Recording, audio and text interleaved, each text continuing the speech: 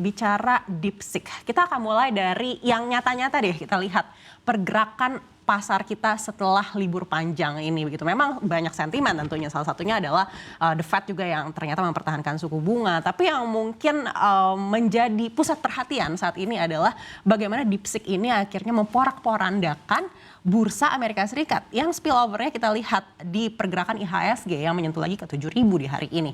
Apakah Anda lihat ini akan berlangsung hingga esok karena memang cuma 2 hari perdagangan saja di pekan ini?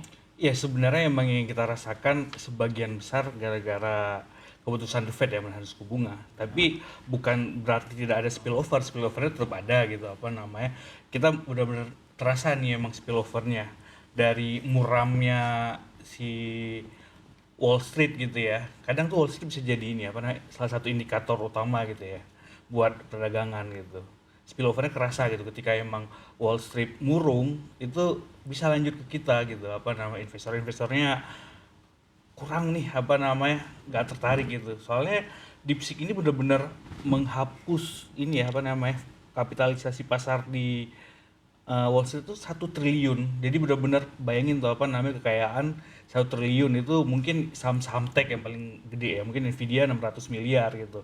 Bayangin tuh benar-benar uang yang hilang tuh di pasar modal, misalnya uang pensiun orang yang dimasukin lewat saham Nvidia itu kehilangan tuh 1 triliun gara-gara kemunculan DeepSeek ini. Spillover-nya ya kerasa ke kita gitu. Baik, ini kalau kita lihat dari data juga dari tahun 2022 hingga 2025, penurunan atau pelemahan saham terbesar itu jatuh pada Nvidia karena DeepSeek ini bahkan sampai 560 miliar dolar Amerika Serikat katanya. Ini penurunan terbesar harian di sepanjang sejarah Wall Street. Untuk Baik. satu perusahaan. Artinya dampaknya besar sekali sebenarnya ya. Besar sekali dampaknya, apalagi ini saham-saham teknologi yang kena itu nggak Nvidia doang. Ada Microsoft kan kerjasama juga dengan OpenAI, ada juga Google tuh punya Gemini, ada Meta punya kecerdasan buatan sendiri. Jadi emang sangat terasa 1 triliun itu, apalagi bagi orang-orang yang investasinya itu di saham. Kan banyak tuh dana pensiun atau uang-uang yang 401k-nya Amerika gitu. Itu kerasa ini ya dengan penurunan yang signifikan gara-gara cuman di Cina DeepSeek nih muncul gitu. Baik, kita akan beralih ke Mbak Tini. Mbak Tini, sebenarnya DeepSeek ini seberapa menakutkannya sih sampai bisa memporak-porandakan negara dengan ekonomi terdepan di dunia begitu? Dan apakah memang se-advance itu gitu sampai harus ditakuti, tapi buktinya bisa diretas juga? Sebenarnya DeepSeek ini yang menurut aku paling revolusioner adalah dia menyelesaikan permasalahan yang emang udah ada di industri AI US gitu. Kayak selama ini kan orang-orang bilang kayak AI adalah masa depan, terus US jadi negara yang mendominasi teknologi ini, tapi harganya mahal sekali gitu. Dan ada juga dampak iklimnya, seperti kayak data centernya butuh listrik yang banyak, air yang banyak. Nah ini semua itu kayak DeepSeek ini menawarkan solusi bahwa kayak nggak harus sebanyak itu kok sumber daya yang dibutuhkan untuk menjalankan AI yang canggih gitu. Dan kalau misalnya kita lihat dari pengujian pakar gitu ya, akurasi dari DeepSeek sama ChatGPT itu bahkan kayak udah setara gitu untuk DeepSeek yang R1 yang model paling baru dengan ChatGPT O1 itu yang paling baru. Dan bahkan si DeepSeek ini menawarkannya secara gratis gitu. Sementara kalau ChatGPT kan dia bayar kan. Dan menurut aku kenapa dia bisa murah itu kan pertanyaannya kan, yang bikin Amerika sampai ketar-ketir itu karena dia punya arsitektur yang namanya mixture of expert. Jadi ini perbedaan yang paling signifikan. Kalau misalnya OpenAI punya ChatGPT itu pakainya transformer yang menggunakan sistem yang general untuk menyelesaikan satu permasalahan.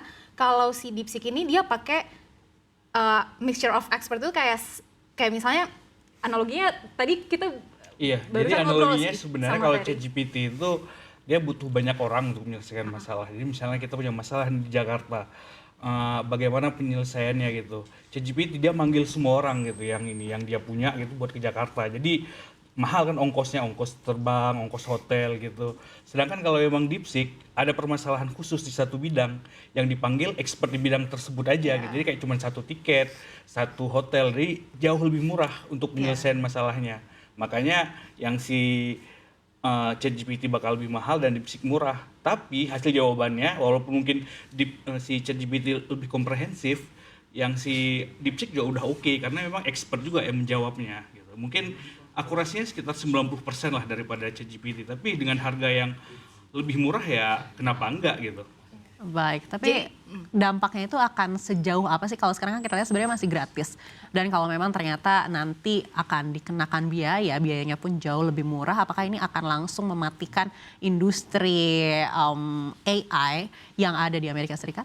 Kalau menurut aku sih untuk startup-startup AI di US yang baru mulai nih, misalnya kayak Grok-nya Elon Musk, atau kayak lamanya Meta, atau Microsoft Copilot bahkan, yang memang masih bersaing untuk mengalahkan ChatGPT dari OpenAI itu mungkin agak susah ya. Tapi kalau misalnya OpenAI sendiri yang udah punya infrastruktur sebesar itu, menurut aku tinggal nge-tweak arsitektur yang dia punya untuk jadi lebih efisien seperti DeepSeek, harusnya masih bisa bersaing sih. Apalagi DeepSeek ini kan dia dengan tadi yang dijelasin sama Ferry itu analoginya, dia punya expert tertentu untuk menyelesaikan satu masalah. Jadi dia cuma oke di bidang-bidang tertentu yang teknikal, pengkodean atau penelitian. Sementara ChatGPT kan sekarang udah yang kayak oke-nya itu general lah. Kalau misalnya dia bisa lebih efisien, menurut saya sih DeepSeek bisa. Jadi si DeepSeek itu nggak bisa ini apa namanya, permasalahannya dia nggak bisa nge-hold conversation secara lama. Ya, gitu. Jadi benar-benar. kayak beberapa pertanyaan tiba-tiba putus. Jadi kalau kayak kita ngebayangin, kan orang banyak kebayangin AI setelah munculnya ChatGPT kayak di film Her gitu ya, yang kayak ngomongnya bisa panjang dari pagi sampai malam gitu. Itu kalau DeepSeek masih jauh gitu. Benar. Baik, artinya sebenarnya ada kelemahannya juga begitu ya, tidak perlu langsung membuat ketar-ketir satu negara begitu kan? Menurut aku sih yang bikin ketar-ketirnya itu karena biaya infrastrukturnya yang murah, dan itu tuh jadi permasalahan lama di industri AI-nya US, karena kan investor udah mulai nagih nih, kapan nih inovasi-inovasi ini bakal mendatangkan profit. Sampai Jadi sekarang belum. salah satu yang utamanya juga si DeepSeek itu katanya cuma butuh chip yang dibutuhkan tuh sekitar $5 juta dan itu pakai chipnya chip Nvidia yang lama.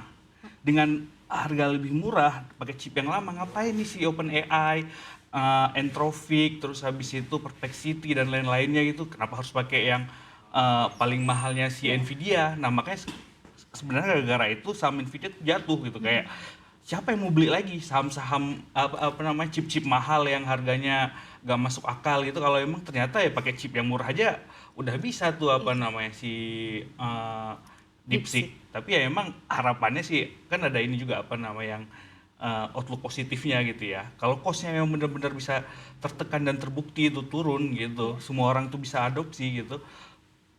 Untuk kita mencapai masa depan AI itu jadi lebih cepat gitu, karena biayanya jauh lebih murah. Baik, lalu untuk emerging market seperti kita nih menonton dua raksasa yang sedang berkelahi begitu. Secara konkret, apa sih dampak terdekat yang mungkin akan mempengaruhi kita secara signifikan? Sebenarnya menurut aku kalau di Indonesia kan kita udah mulai juga ngembangin AI kan. Beberapa perusahaan itu udah ngegandeng misalnya kayak Nvidia untuk bangun infrastruktur di sini. Tapi permasalahannya adalah maksudnya kalau misalnya DeepSeek, dengan kehadiran DeepSeek ini kan dia akan memperlebar aksesibilitas. Menurut saya sih jadinya kayak akan lebih murah sih, dan kita bakal lebih adopsinya bakal lebih. Iya, jadi bisa dipakai di banyak hal gitu. Jadi yang kan di acara yang sebelumnya di BRI Microfinance kan ada si peraih Nobel tuh ngomong tuh masalah kecerdasan buatan kan, karena sekarang semua orang tuh ngomong soal AI gitu. Jadi dia ngomongnya kalau emang Indonesia mau terlibat, jangan kayak pilih-pilih kubu gitu, jangan biarkan satu orang yang menang gitu, kita pilih aja yang paling murah, paling efisien gitu.